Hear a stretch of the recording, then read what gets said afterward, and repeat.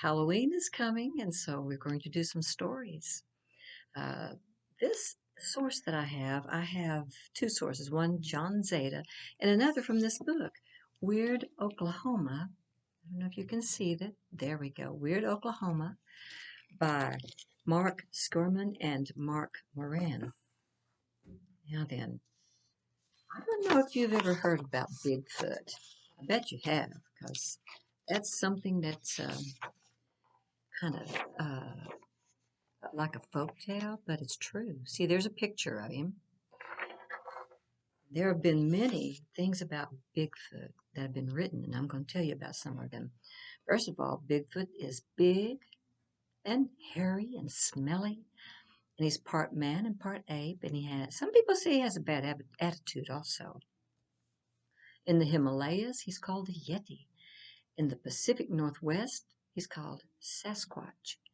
In Arizona, he's called Mogollon Monster. That's a mouthful. And in Texas, he's called the Big Thicket Wild Man.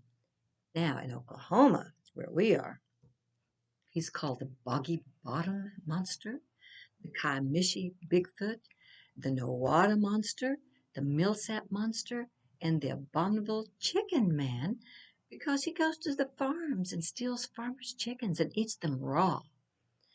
He's really tall, maybe about 8 foot tall, sometimes between 7 and 8 foot tall. And his footprints are very big, about 27 inches long. But the smell is what's so bad. People sometimes call him the skunk ape because he stinks. His sound is kind of a whooping sound. It goes whoo, and then it's followed by three whoops. So it would like whoo, whoop, whoop, whoop. So if you hear that, that's the sound of a Bigfoot.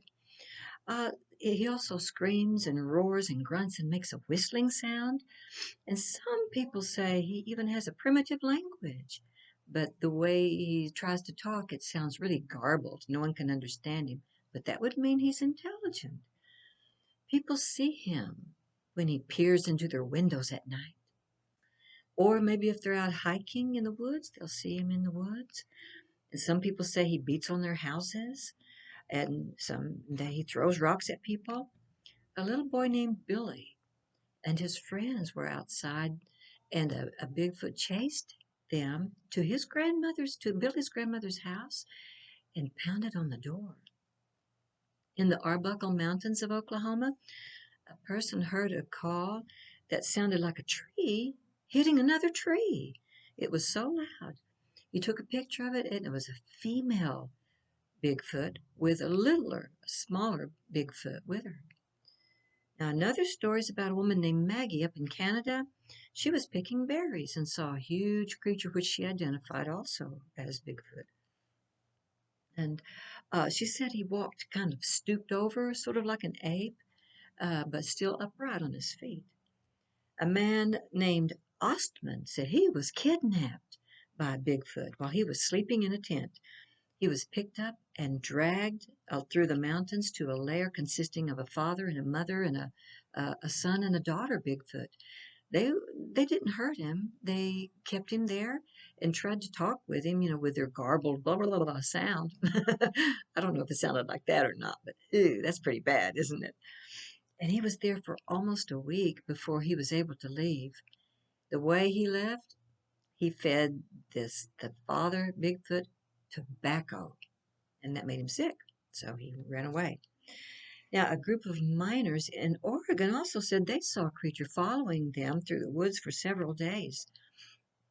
The miners shot at him, and that made the Bigfoot mad. So that night in the cabin, they were surrounded by Bigfoot creatures that beat on their walls, stomped on their roofs, and reached through the cracks of their cabin with their large, hairy hands. The next morning, these miners did not even wait for breakfast. They ran away as fast as they could. Now, a man named Messner saw a Yeti in Tibet in 1986. He saw this figure running between the trees, and it whistled at him angrily. It had hairy, powerful legs, arms that hung down below his knees, and that one must have been over 7 foot tall. Some North American folklore tells that Bigfoot is thief-like and preys on women and children and can change shapes. Whatever they're called and whatever they can do, there's a lot much more agreement that Bigfoot, by whatever name, exists. And in Oklahoma, there's even some people who want to uh, hunt him, hunt Bigfoot. Now, that's the background. I personally have heard a story from friends, a person I knew in the Bristow area along Highway 48 North between Bristow and Highway 33 junction. On that highway, there's a person who lives there who said that someone comes around and makes these big footprints and beats on her house, her walls, up and down the walls, and she cannot ever find out who it is or what it is, but she thinks it's a Bigfoot. And to go along with that, a dear friend of mine and his grandson were driving on Highway 48 along that same area, and they saw a Bigfoot go bounding right across the highway in front of them. They screeched their tires, stopped their car, looked at each other, and tried to figure out if they both agreed on what they saw, and they did. They said that thing was going so fast, it just kept on moving, and it was a Bigfoot. So, especially at night, if you hear whoo, whoop, whoop, whoop, I would take cover because that's a Bigfoot. Happy Halloween.